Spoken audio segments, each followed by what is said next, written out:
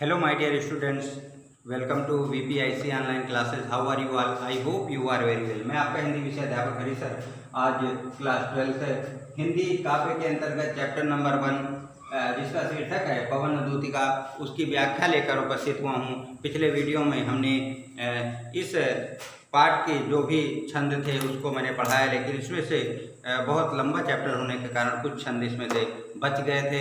आज उन छंदों का भी यहाँ पर समापन कर देते हैं। इस वीडियो के पश्चात इस वीडियो में आज समस्त चैप्टर को हम समाहित करते हुए आज इसका समापन कर देंगे।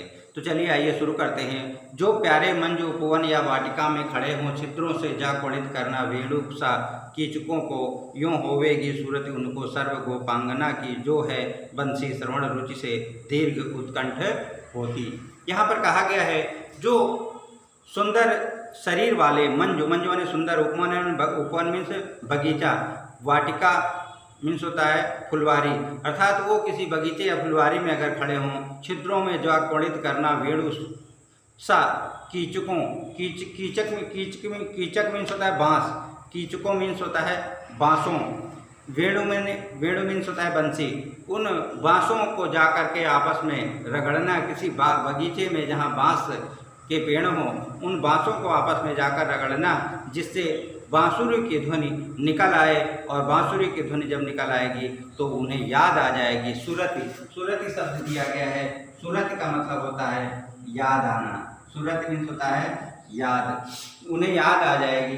कीचकों, कीचकों मीन्स होता है बांस, कीचकों मीन्स होता है बांसों, बांसों के बगीचे में जाना और आपस में ऐसे रगड़ना कि उन्हें मेरी याद आ जाएगी। सर्व गोपांगना, सभी गोपियों की, जो है बंसी श्रवण रुचि से सीधे उत्कंठ होती। और इस प्रकार से तुम बताना कि तुम्हारी जो बंसी है उसके सुनने के लिए, उसे पसंद करने के लिए, उसे सुनने के लिए सभी गोपियाँ लालायित हैं। अगला छंद है लाके फूले कमल दल को श्याम के सामने ही, थोड़ा थोड़ा विपुल जल में व्यग्र हो डुबोना। और भगवान श्री कृष्ण के सामने जो कमल दल अर्थात कमल के जो पत्र हैं, पंखुड़ियाँ हैं, उनको उनके सामने ही ला करके विपुल, विपुल में बहुत से जल में उनको व्यथित होकर के, व्यग्र होकर उस जल में उन पंखुड़ियों को डुबाना। यूँ देना ए भगिनी, भगिनी मीन्स होता है बहन, जतला ए अम्भोज नेत्रा, अम्भोज नेत्रा मीन्स होता है कमल जैसे नेत्रों वाली राधा, अम्भोज नेत्रा, अम्भोज नेत्रा, अम्भोज नेत्रा का मतलब होता है कमल जैसी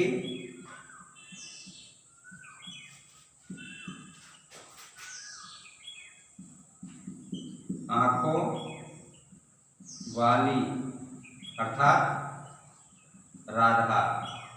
अम्भोज नेत्रा, कमल जैसी आंखों वाली, नेत्रों वाली राधा अम्भोज नेत्रा कहा जाता है।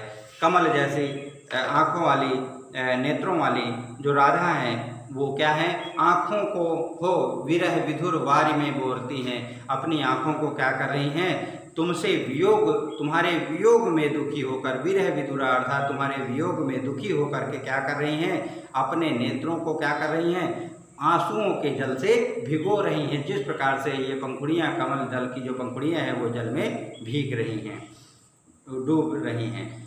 अगला छंद है धीरे लाना वहन करके नीप का कोई पुष्प कोई, धीरे करके, धीरे से उठा करके कोई लाना, वहन, वहन मीन्स होता है उठा करके, नीप माने होता है कदम, नीप मीन्स होता है कदम, नीप मीन्स क्या होता है कदम। कदम का पेड़ आप लोगों ने देखा होगा, कदम का पेड़,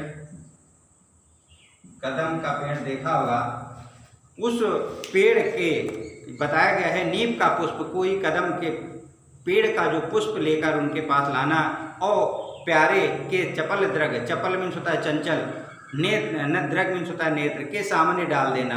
कोई जो कदम का पुष्प उठा करके लाना और उनके चंचल नेत्रों के सामने लाकर डाल देना। ऐसे देना प्रकट करना नित्य आशंकिता हो, कैसी होती विरह बस में नित्य रोमांचिता हूँ। अर्थात तुम्हारे विरह वियोग में किस प्रकार से जो गोपियाँ हैं, जो राधा हैं, किस प्रकार से नित्य मीन्स होता है रोज, आशंकिता सशंकित रहती हैं, चिंतित रहती हैं। तुम्हारे आने का उन्हें बहुत इंतज़ार रहता है। तुम्हारे विरह में वो बहुत रोमांचित होती हैं, बहुत ही दुखी रहती हैं कि पता नहीं तुम कब वापस आओगे। अगला छंद है, बैठे नीचे जिस विटप के श्याम होवे उसी का।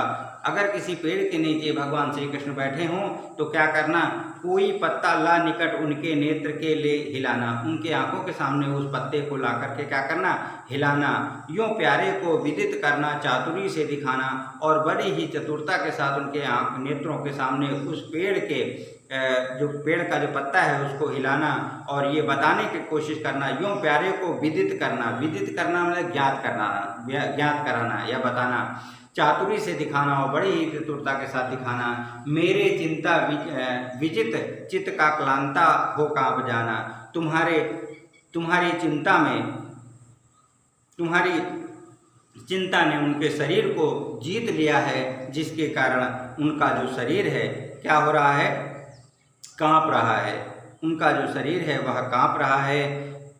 सूखी जाती मलिन लतिका जो धरा पर पड़ी हो, अगर ये सब ना हो तो कोई सूखी भी मलिन लता अगर पृथ्वी पर पड़ी हो तो पाँव के निकट उसको श्याम के ला गिराना, भगवान श्री कृष्ण के पैरों के पास उसे ला करके गिराना।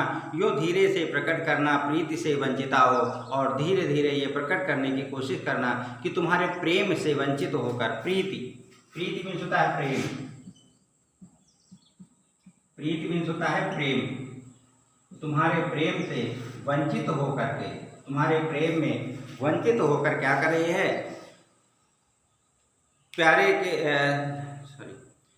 पाँव के निकट श्याम के ला गिराना। यूँ धीरे से प्रकट करना, प्रीति से वंचिता, तुम्हारे प्रेम से वंचित होकर के मेरा होना अति मलिन और सूखते नित्य जाना, तुम्हारे बिना वो धीरे धीरे मलिन होती जा रही, दुखी होती जा रही हैं और दिनों दिन वे सूखती जा रही हैं। नित्य मीन्स होता है रोज, नित्य मीन्स होता है रोज, रोज वो धीरे धीरे क्या है, सूखती जा रही हैं, नित्य वे सूखती जा रही हैं।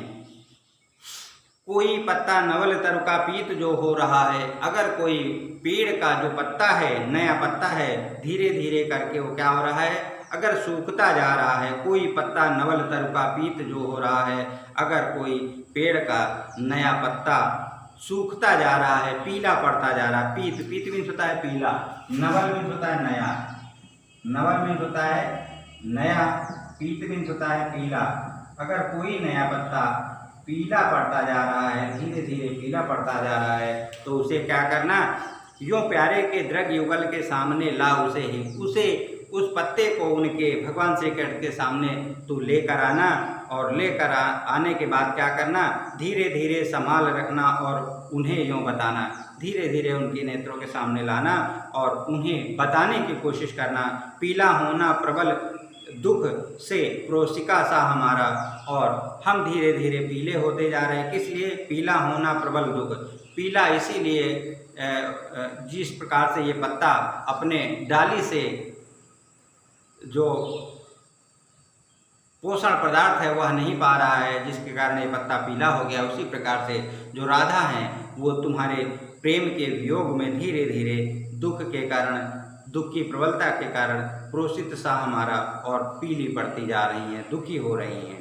अगला छंद है, यूँ प्यारे को विदित करके मेरी सर्व व्यथाएं, इस प्रकार से धीरे धीरे करके मेरे सारे कष्टों को भगवान श्री कृष्ण को बताना। यूँ प्यारे को विदित करके मेरी सर्व मेरी व्यथाएं मीन्स होता है कष्ट, सर्व मीन्स होता है सभी हमारे कष्टों को तुम बताना। धीरे धीरे वहन करके पाँव की धूल लाना, और धीरे धीरे उनके पैरों की धूल तुम लेकर आना।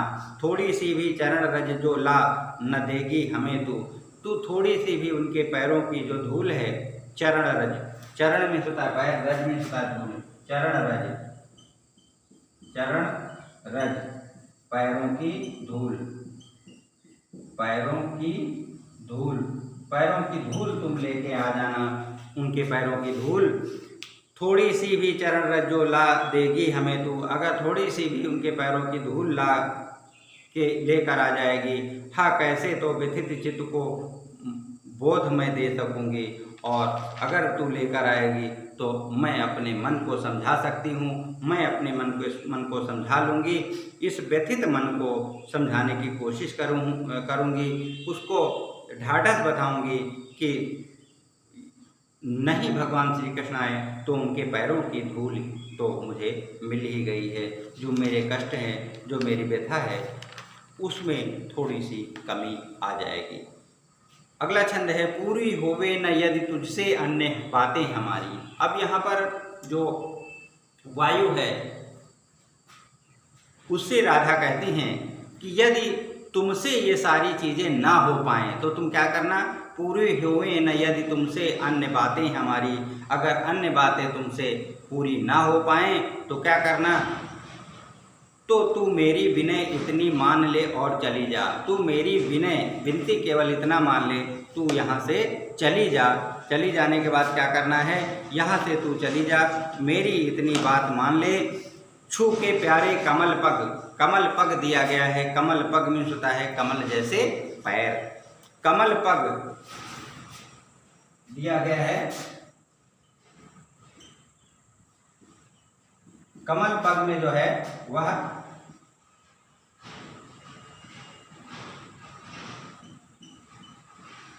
उसमें जो है उपमा अलंकार है।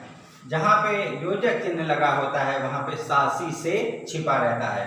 कमल से पग अर्थात कमल जैसे पैर, तो यहाँ पर उपमा अलंकार है। कमल जैसे पैरों को तू क्या करके छू करके आ जाना, और जी जाऊंगी हृदय तल में मैं तुझी को लगाए। मैं अपने हृदय तल से, मैं अपने दिल से तुझी को लगा करके, हे वायु तुम्हें ही मैं अपने दिल से लगाकर मैं अपना संपूर्ण जीवन जो है वो भगवान श्री कृष्ण के स्नेह में, उनके प्रेम में, उनके वियोग में मैं अपने संपूर्ण शरीर को काट लूँगी, मैं अपने संपूर्ण जीवन को काट लूँगी। तो इस प्रकार से ये इन्हीं पंक्तियों के साथ आपके इस चैप्टर का आज समापन हो रहा है। इस वीडियो के समापन के पहले ही आपको इस चैप्टर का जो कंप्लीट पीडीएफ था उसे भेज दिया गया है। आप लोग उसे अपने फेयर कॉपी में लिख लीजिएगा। और अगला चैप्टर अब नहीं शुरू किया जाएगा क्योंकि 20 तारीख से समर वेकेशन है, गर्मी की छुट्टियां हैं। उसके बाद नए सेशन से जुलाई से नए चैप्टर की शुरुआत की जाएगी। और तब तक आप लोग जो भी चीज़ें आपकी कंप्लीट नहीं है, जिस भी सब्जेक्ट में आपका पीडीएफ अभी नहीं लिखा है वो आप लोग लिख लीजिए और कंप्लीट करते रहिए। कोई भी समस्या 20 तारीख के पहले आती है तो आप ग्रुप में बता सकते हैं। अगर नहीं आप 20 तारीख तक बता सकते हैं तो आप पर्सनल नंबर ग्रुप से निकाल करके पर्सनल नंबर पर फ़ोन कर सकते हैं और अपनी समस्याओं को बता सकते हैं और उन समस्याओं का तुरंत आपको समस्याओं का समाधान किया जाएगा।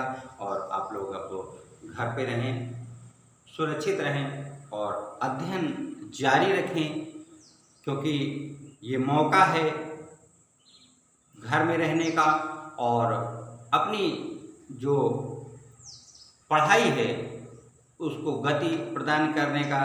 ये केवल ये मत समझ लेना कि हम विद्यालय नहीं जा रहे हैं तो इसका मतलब आराम से घर में रहेंगे और बिल्कुल कुछ भी नहीं पढ़ेंगे। धीरे धीरे करके आपका जो कोर्स है बहुत ज़्यादा हो जाएगा।